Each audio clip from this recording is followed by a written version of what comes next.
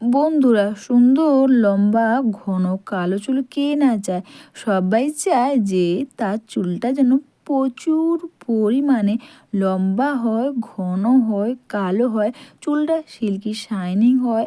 আর তোমরা এই রেমেডি একবার করলে বুঝতে পারবে এটা করে যেমন তোমাদের চুলটা দ্রুত লম্বা ঘন কালো করবে, চুলোটার সমস্যা দূর করবে, তেমনই কিন্তু দ্রুত পরিমাণে নতুন চুলও গজাতে সাহায্য করবে।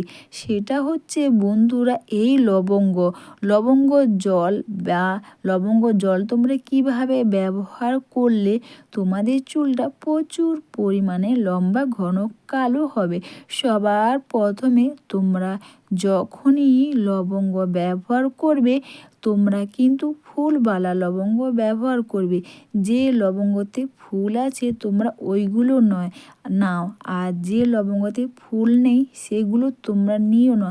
কারণ লবঙ্গ সবসময় যখনই তোমরা ব্যবহার করে ফেসের জন্যও যদি তোমরা ব্যবহার করো, দেখবে লবঙ্গতে ফুল আছে, ওই লবঙ্গ তোমরা ব্যবহার করলে খুব ভালো কাজ করবে।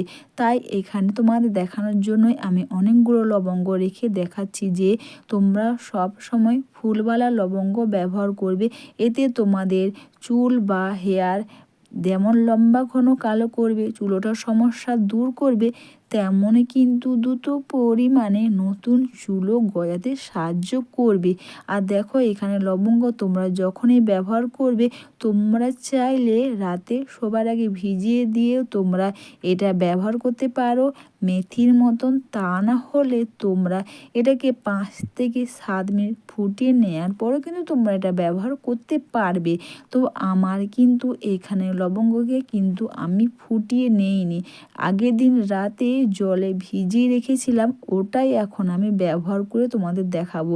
বা তোমরা চাইলে সঙ্গে সঙ্গে তোমরা এটাকে 10 মিনিট মতন ফুটিয়ে নিয়েও কিন্তু তোমরা ব্যবহার করতে পারবে। তো দেখো আমি কিন্তু আগের দিন রাতে ভিজিয়ে রেখেছিলাম, লবঙ্গর কালারটা কিন্তু বেরিয়ে গেছে, বা দেখবে হালকা গাঢ় গাঢ় কালো কালারের মতন হয়।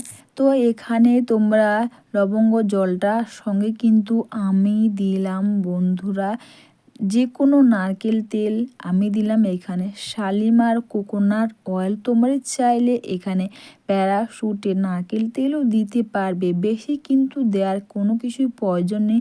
তোমরা লবঙ্গ এইভাবে ব্যবহার করো স্নানের আগে, দেখবে যেমন চুলটাকে লম্বা ঘন কালো করতে সাহায্য করবে, চুল দ্রুত নতুন চুলও গজাতে সাহায্য করবে।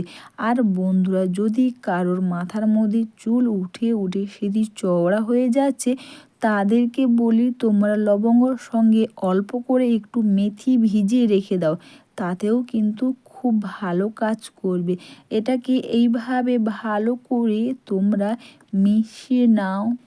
এরপর বন্ধুরা, তোমরা এটা ব্যবহার করার সবার প্রথমে তোমরা চাইলে বন্ধুরা কটন প্যাড বা স্প্রে বোতলের মধ্যে ভরে নিয়ে তোমরা প্রতিটি চুলের গোড়াতে ও চুলের মধ্যে কিন্তু তোমরা খুব সুন্দর করে তোমরা লাগিয়ে নাও। লবঙ্গ এইভাবে ব্যবহার করো, যেমন চুল দ্রুত লম্বা ঘন কালো করবে, চুলোটার সমস্যা দূর করবে, তেমনই কিন্তু দ্রুত পরিমাণে নতুন চুল হওয়াতে সাহায্য করবে।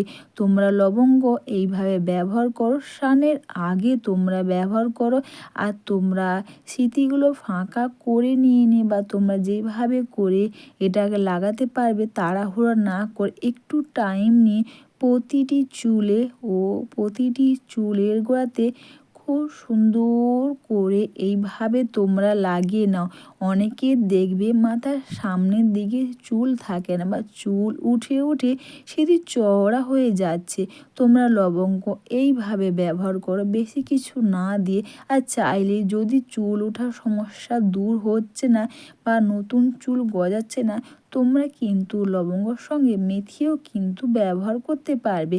আমি কটন প্যাড দিয়ে এইভাবে করে প্রতিটি চুলে ও প্রতিটি চুলের গোড়াতে খুব সুন্দর করে এভাবে আমি লাগিয়ে নিচ্ছি।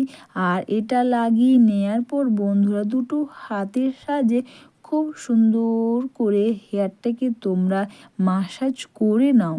যেমন চুল দ্রুত লম্বা ঘন কালো করবে, চুলোটার সমস্যা দূর করবে, তেমন কিন্তু দ্রুত পরিমাণে নতুন চুলও কিন্তু গজাতে সাহায্য করবে। আর তোমরা এটা মেখে নিয়ে যতক্ষণ বেশি বা যতটা টাইম তোমরা বেশি রাখবে ততটাই কিন্তু এটা ভালো কাজ করবে। এভাবে তোমরা প্রতিটি চুলের গোড়াতেও চুলের মধ্যে খুব সুন্দর করে এভাবে লাগিয়ে নিয়ে হেয়ারটাকে তোমরা মাসাজ করে নেওয়ার পর 1 থেকে 1.5 ঘন্টা তোমরা রেখে দাও। আর লবঙ্গ জল এইভাবে তোমরা সপ্তাহে 2 থেকে 3 বার ব্যবহার করো তো বন্ধুরা, খুব ভালো কাজ করবে। প্রতিটি চুলের গোড়াতে ও চুলের মধ্যে লাগিয়ে নিয়ে মাসাজ করে নেওয়ার পর 1 থেকে 1.5 ঘন্টা বা 2 ঘন্টা তোমরা রেখে দাও। আর এটা মেখে নিয়ে দুটো হাতের সাহায্যে হেয়ারটাকে তোমরা খুব সুন্দর করে মাসাজ করে নাও। তারপর বন্ধুরা, শ্যাম্পু করার সময় অবশ্যই তোমরা শ্যাম্পু করে নেওয়ার পর কন্ডিশনার তোমরা চুলের মধ্যে লাগিয়ে নেবে। তোমরা যখনই চুলের মধ্যে শ্যাম্পু করবে, কন্ডিশনার তো লাগাবেই, সিরামও কিন্তু তোমরা ব্যবহার করবে, তাহলে তোমাদের চুলটা খুব ভালো থাকবে। তো সবাইকে টাটা, সবাই খুব ভালো থেকো, সুস্থ থেকো।